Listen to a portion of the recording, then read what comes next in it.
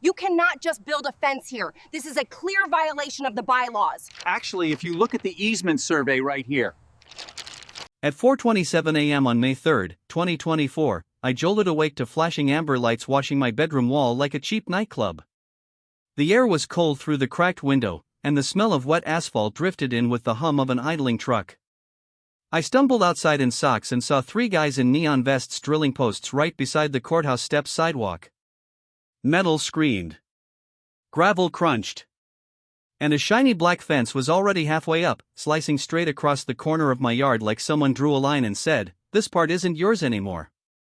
A woman in a puffer jacket stood there holding a clipboard and a travel mug. She sipped like she was watching a sunrise, not a property grab. She looked at me and said, "HOA improvement project.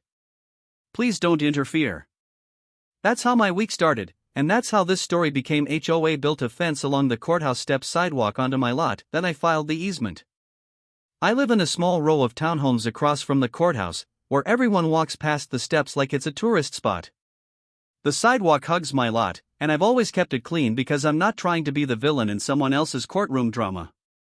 But Karen from the board had a new hobby, pretending she owned the whole block. The fence didn't just steal my grass. It blocked my side gate, trapped my trash cans, and forced delivery drivers to step into mud. I asked her, "Why are you on my property at 4 in the morning?" She smiled and said, "We posted notices. It's in the rules." Then she pointed to a paper stapled to a post, on the wrong side of the fence. At 9:00 a.m. that same day, I tried the column, adult route.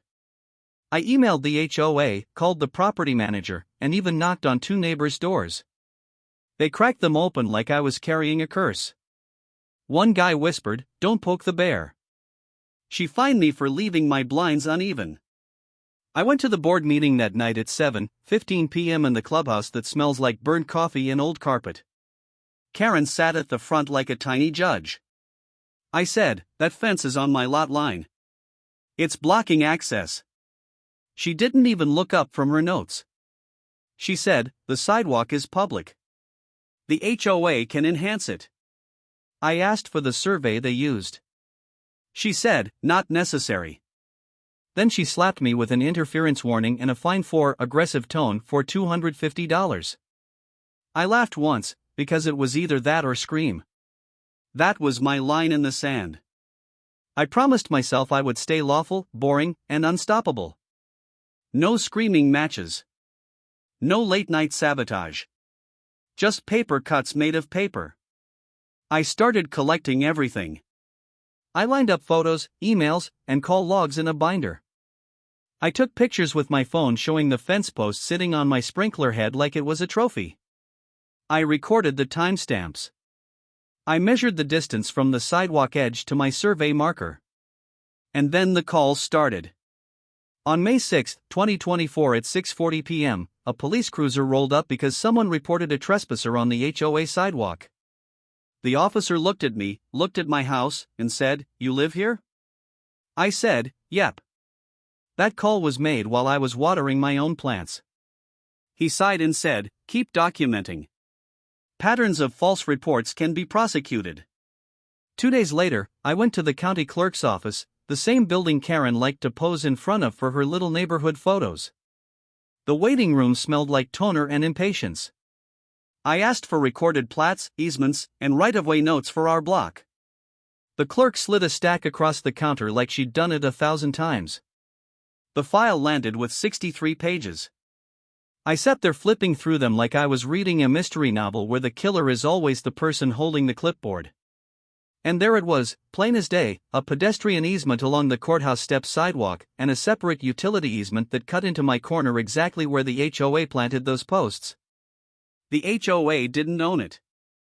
They couldn't fence it off, and they definitely couldn't build on my side without permits.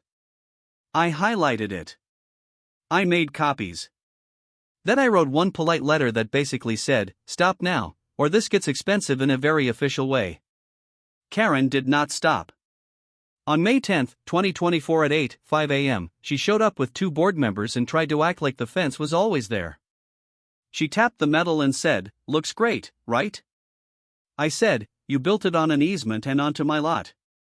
She laughed and said, "Good luck proving that."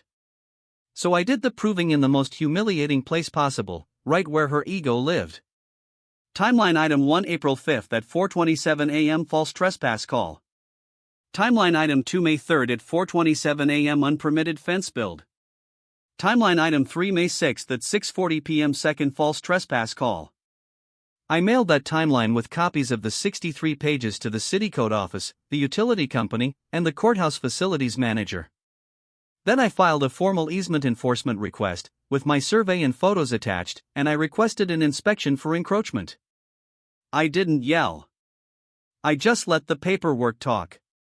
The payoff came fast because the courthouse does not play around with access and safety. On May 14, 2024 at 9:20 a.m., an inspector showed up in a white truck, walked the line, and stopped dead at the first post. He looked at Karen, who had magically appeared in her puffer jacket like a summoned villain, and said, "Who approved this?" She tried her sweet voice. "We're improving the neighborhood." He didn't smile. He pulled out a folder and said, "This is in a recorded easement corridor. Also, you've got a utility access issue right here." He tagged the fence with a bright notice and said it had to come down. Karen puffed up and said, "The HOA will appeal."